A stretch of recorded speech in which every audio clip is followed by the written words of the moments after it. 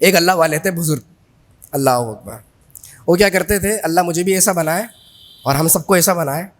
ان کا بڑا پیارا انداز تھا. وہ یہ کرتے تھے کہ جب کچھ مال خریدتے تھے نا تو ایک دانہ کم لیتے تھے. جیسے آٹا خرید لیتے تھوڑا سا کم، اور چاول خرید لیتے تھوڑا سا کم، اور ہمارا کیا ہوتا ہے کہ یہ بھولے سے زیادہ ڈال دیں. 1 کلو لے رہے ہیں تو 200 گرام زیادہ آ گئے، چکن تھوڑی سی زیادہ آ گئی، کوئی بات نہیں بس ٹھیک ہے چلے گا. تو وہ تھوڑا کم لیتے تھے. اچھا بزنس کرتے تھے وہ، تو جب اپنا مال بیچتے تھے تو ایک دانہ زیادہ دیتے تھے. ایک دانے سے مراد تھوڑا سا مال زیادہ دیتے تھے. اور پھر وہ سمجھاتے تھے سب کو. اللہ والے ہوتے ہیں نا، نیکیاں بھی کرتے ہیں تو کچھ نہ کچھ لیکچر بھی دیتے ہیں، سمجھاتے رہتے ہیں. ان کی سننی بھی چاہیے. ہمارے بڑے بزرگ بھی سمجھاتے ہیں. تو وہ کہتے تھے کہ دیکھو کتنے بے وقوف ہیں وہ لوگ جو ایک دانے کے بدلے میں اللہ سے جنت کی جگہ جہنم خرید رہے ہیں. اور کتنے عقل مند ہیں وہ لوگ جو ایک دانے کے بدلے میں اللہ سے جہنم نہیں بلکہ جنت کو خرید لیا کرتے ہیں. یہ ایک دانہ ہے جو دھوکے سے اگر ہم نے لے لیا، اللہ پاک جنت سے ہمیں دور کر کے جہنم میں داخل فرما دے. وہ ایک شخص ہے نا، بڑا نیک تھا، عبادت گزار تھا، روزے رکھتا تھا، متقی تھا، جنت سے روک دیا گیا. کسی طریقے سے ایسا ہوا کہ کسی نے ان کو خواب میں دیکھ لیا. خواب سچے بھی ہوتے ہیں، رسول اللہ صلی اللہ علیہ وسلم کی روایت اس میں موجود ہے.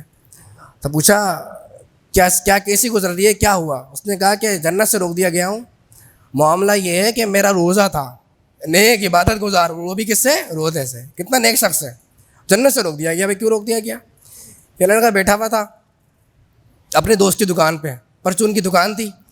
تو جب روزے کا ٹائم ہو گیا تو میں نے کہا چلو روزہ افطار کر لوں. تو میں نے ایک دانہ اٹھایا اور وہ توڑ دیا کھانے کے لیے کہ چلو اس کو کھا کے روزہ افطار کر لوں. دانے کی کیا اوقات، کیا حیثیت ہے. لیکن میں نے کہا نہیں یہ تو کسی اور کا ہے، میں کیسے کھا لوں. میں نے واپس رکھ دیا. تو اللہ نے مجھے ابھی تک جنت سے روکا ہوا ہے کہ پہلے اس کا حساب دے، تو نے توڑا کیوں؟ دوسرے کا مال تھا، دوسرے کی چیز تھی، تو نے توڑا کیسے؟ کھایا نہیں ہے، کہا توڑا کیسے؟ پہلے اس کا حساب دے. اس کا حساب چکتا ہوگا تو پھر داخل جنت ہوگا. آخرت میں اللہ اپنے بہت سارے معاملات معاف کر دے گا. جا چل نماز چل، یہ بھی معاف ہے، اچھا بھائی یہ بھی معاف، یہ بھی معاف. لیکن جو دبا کے بیٹھے ہوئے نا، اپنی بیٹیوں کی، اپنی بہنوں کی وراثتیں اور لوگوں کے مال، قرضے 200 500 جن کو ویلیو نہیں دیتے، یہ ہے بھلے چھوٹے چھوٹے سے، یہ دبا کے بیٹھے. جنہوں نے بڑے بڑے مغرب میں حج کر کے آ رہے ہیں اور لوگوں کا مال دبا کے بیٹھے ہیں، تو ان کا تو اللہ ہی حافظ ہے. یہ اللہ بہت گناہ معاف کر دے گا، لیکن روک لے کر رک جاؤ. یا تو سامنے والا گناہ اپنے سر پہ لو اور پھر جہنم میں جائے گا بندہ، یا پھر مار کھاؤ، پٹائی کھاؤ، تاکہ تمہارا جو سزا ہے وہ برابر ہو جائے، پھر داخلے جنت تمہیں کیا جائے گا اگر بندہ مسلمان ہے. تو کتنا بڑا نقصان ہے. حالانکہ ہم یہاں روپے 2 روپے کا کسی طریقے سے سامنے والے کے ساتھ 2 نمبری کر رہے ہیں، لیکن حقیقت میں ساری 2 نمبری دنیا کے اندر بھی اور آخرت میں بھی وہ ہمارے ساتھ ہو رہی. یہ ہے خود فریبی. اس کو سمجھیے گا. جو ہم کہتے ہیں کہ ہم دوسرے کے ساتھ دھوکہ دے رہے ہیں، سارا کا سارا دھوکہ ہمارے ساتھ ہو رہا ہے. ایک اور خود فریبی ذرا سمجھے. آپ نے لفظ سنا ہوگا اللہ معاف کرے گا. لفظ سنا ہے نا بہت زیادہ، اور خوبصورت جملہ بھی ہے، کہتے بھی رہنا چاہیے.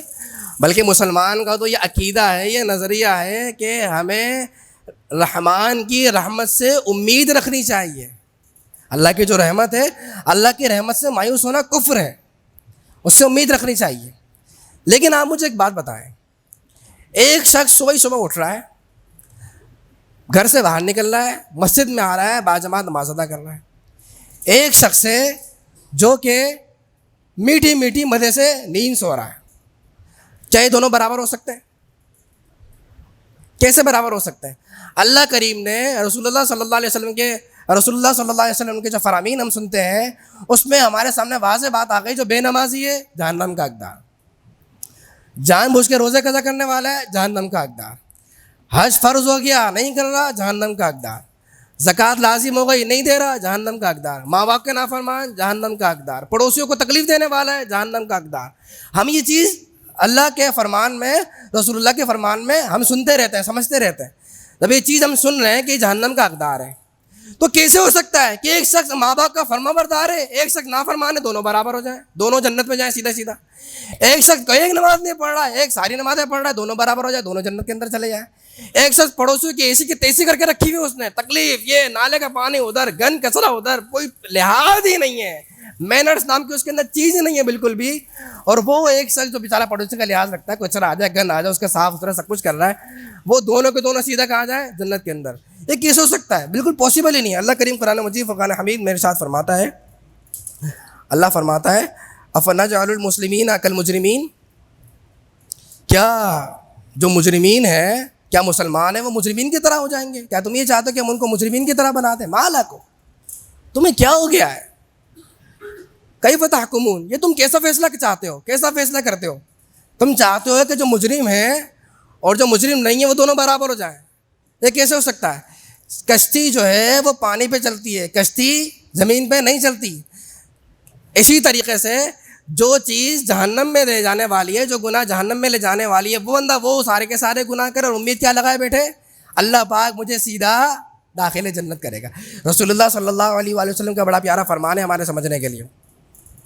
آپ صلی اللہ علیہ وسلم ارشاد فرماتے ہیں بے وقوف ہے وہ شخص, حضور کا فرمان یہاں سے شروع ہو رہا ہے, بے وقوف ہے وہ شخص. کون یا رسول اللہ؟ جو اپنی نفسانی خواہشات کے پیچھے چلے. نماز نہیں پڑھ رہے تو اپنی نفس کی خواہش ہے نا, بھی دل نہیں چاہ رہا اٹھنے کا, ہم پڑوسی کو تکلیف دے رہے ہیں, ماں باپ کی ایزا دے رہے ہیں, کہ اپنی نفسانی خواہشات پہ چل رہے ہیں. جو شخص اپنی نفسانی خواہشات کے پیچھے چلے اور اپنے رب سے امید لگائے, اللہ کے نبی فرما رہے ہیں بے وقوف ہے وہ شخص.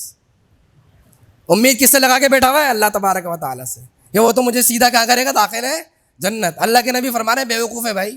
ایسا کیسے ہو سکتا ہے؟ کام جہنم میں لے جانے والا کر رہا ہے اور امید کیا لگا کے بیٹھا ہوا ہے, سیدھا سیدھا داخل جنت کر دیا جاؤں گا. کام جو ہے وہ اللہ کو ناراض کرنے والے کر رہا ہے اور امید لگائے بیٹھا ہے میں سیدھا سیدھا داخل جنت کر دیا جاؤں گا. فرمایا یہ وہ شخص ہے جسے کل بروز قیامت صحیح سے مار پڑے گی, سب سے زیادہ عذاب ہوگا, اللہ کا قہر سب سے زیادہ ایسے شخص پر آئے گا. کیوں؟ کیونکہ اس نے اللہ کو دھوکہ دینے کی کوشش کی ہے.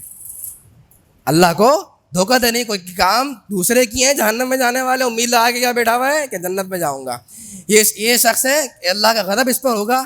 اور حقیقت میں بات یہ ہے کہ یہ خود فریبی کا شکار ہے, دھوکہ دے رہا کسی اور کو لیکن ہاتھ اسی کے ساتھ ہو گیا ہے.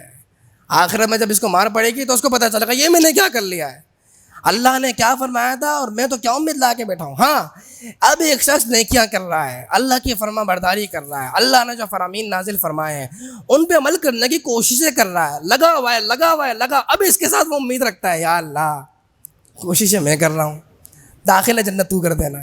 یہ ہے اللہ سے رحمت, اللہ کی رحمت سے امید لگانے کا صحیح طریقہ. یہ وہ شخص ہے کہ اللہ نے چاہا اس کی نیکیوں کی بدولت, اس کی اس رحمت سے امید لگانے کی بدولت اللہ تبارک و تعالیٰ اسے داخل جنت فرما دے گا. اسی طریقے سے خود فریبی کا ایک اور وہ ہے تکبر.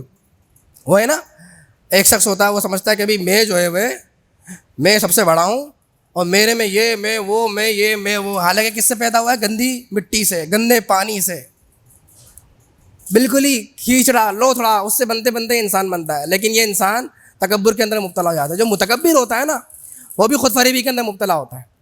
کیا سمجھ رہا ہوتا ہے؟ دوسرے تو گھٹیا اور میں سب سے اعلیٰ. اصل میں وجہ اس کی یہ ہوتی ہے کیونکہ وہ ہوتا ہے کنویں کا مینڈک. کنویں کا مینڈک سمجھیے گا, جو کنویں کا مینڈک ہوتا ہے وہ کہاں پہ ہوتا ہے؟ کنویں کے اندر. اب اس کو باہر کی دنیا کو تو پتہ نہیں ہے. جب اس کو باہر کی دنیا کا پتہ ہی نہیں ہے, اس کو نکلنا بھی نہیں ہے. بھائی نکلو تو صحیح باہر, آپ باہر نکلیں دیکھیں دنیا کتنی بڑی ہے. وہ کنویں کا مینڈک ہے, کیا سمجھ رہا ہے یہ میری دنیا اتنی بڑی ہے, یہی دنیا ہے سب کچھ, اور اس پوری دنیا کا مالک بادشاہ سردار میں خود ہوں. کیونکہ اس کنویں کا مینڈک جو ہے وہ اس کے اندر کنویں کے اندر وہ اکیلا ہی ہے, وہی اپنے آپ کو سب کچھ سمجھ رہا ہے. تو جو متکبر شخص ہوتا ہے وہ دوسروں کو سمجھنے کے لیے تیار ہی نہیں ہوتا. بھائی اپنے دوسرے کو سمجھو تو صحیح.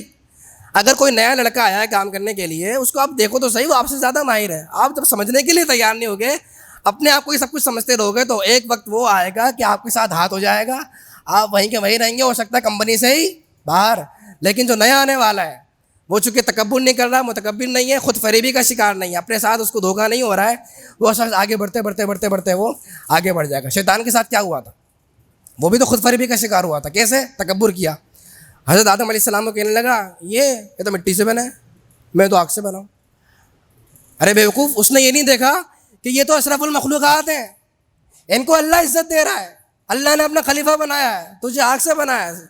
وہ کیا ہو گئے؟ اللہ نے آدم علیہ السلام کو عزت دے دی, لیکن تکبر کی وجہ سے دھوکہ کس کو دے رہا تھا؟ کسی اور کو. شیطان کے ساتھ ہی دھوکہ ہو گیا, اللہ نے اس کو ذلیل و رسوا کر دیا.